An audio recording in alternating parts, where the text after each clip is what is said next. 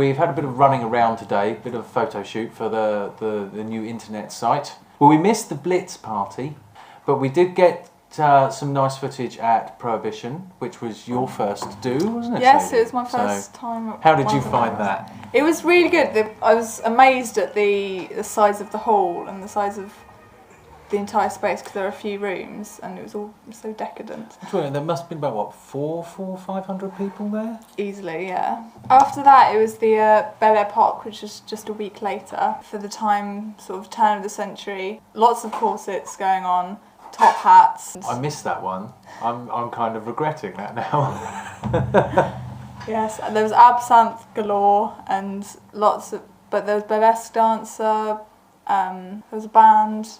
So, but it was well worthwhile. Now, Les, you seem to think that as vintage things go, this was kind of possibly a less strict or a beginner's or... Well, kind of I don't know, it felt more of a kind of crossover kind of a crossover, because that's the kind of thing. There were vintage people there, very well vintage, I would say, but also they were just normal kind of people there. They were vintage. You mentioned that later on in the evening there was more normal nightclub music. Well, after the band, it was almost entirely 80s and 90s. Now you see, I think they missed an disco opportunity there where they were doing 80s music and everyone was dressed up like that, and they didn't play Prince Charming. They didn't actually. Yeah, not I what bet we were everyone would have just straight into that. When we walked in, there were quite a few pieces of Tchaikovsky music that have been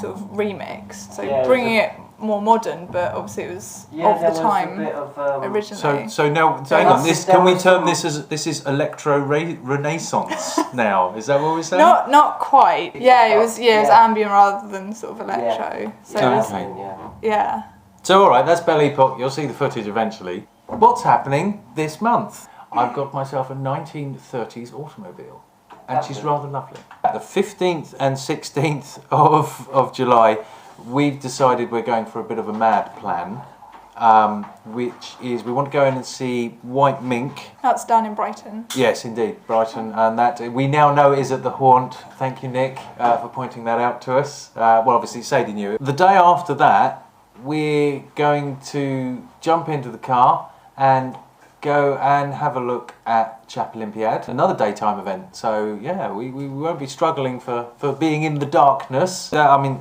I don't know what footage we're going to get at the Olympiad, because there's lots of lovely people to chat to and interview. There's going to be music, so I'm going to be dancing. Right. Well, I must admit, it's quite a bonus that you're along there, because then at least I know you know how I dance. Yes. I would love to get some close-up footage of the bicycle jousting, presuming that they're having that.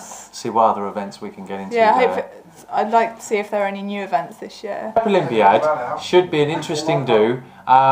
Towards the end of it, it might get a little bit flaky because we're staying overnight in London, so we may be a little tipsy later on in the evening. It's undecided yet as to whether or not we're going to run out of the Chapolympiad at any point and try and get over to the Blitz party that's happening on the same night. The week after is the last Prohibition before the summer. South Bank. It would be nice to be there. We'll let you know if we're going to go to that one. Last year was so good. Just want to go again so much. Yeah, spent all of my free time either in the 1940s tent or in the Northern Soul tent. Okay, so that would be quite nice to do. We'll see if we can get in on that one. Well, I mean, that's it for July, because obviously Vintage South Bank is the very end of July. Obviously, Judy Berger of the Affordable Vintage Fairs will be running the, all of the merchants, as far as I can tell. I must chat to her tomorrow. She's the vintage curator for the event. Right. Okay. Yeah, and then just an early shout out in case you've got nothing planned for your August bank holiday. Twinwood Festival. It's up north, apparently. Way north of London, so there could be dragons or anything going on up there. Okay, there's not much information on here, but of the 5 pictures, 3 of them have got people dancing, so... Right. Okay. Seems alright to me. Yes, it's the ultimate vintage festival of swing, jazz, jive and rock and roll. What else is there to do on the August bank holiday? In Brighton it will be the Northern Soul all-dayers and all-nighters of the August Bank holidays. That's been Look, Vintage Life Vintage magazine. Life magazine. What a lovely magazine. Thank you very much for all your hard work, Vintage Life. We do like to use you as a source. Got the links on the website, all of the sources that we use. We link to on our website so that you can go there and find out all of the information and probably a whole lot more than we have. Hopefully we will have a nice shiny new website so that you'll be able to find out all of the information a little bit easier. For now, newsdesk@etower.net.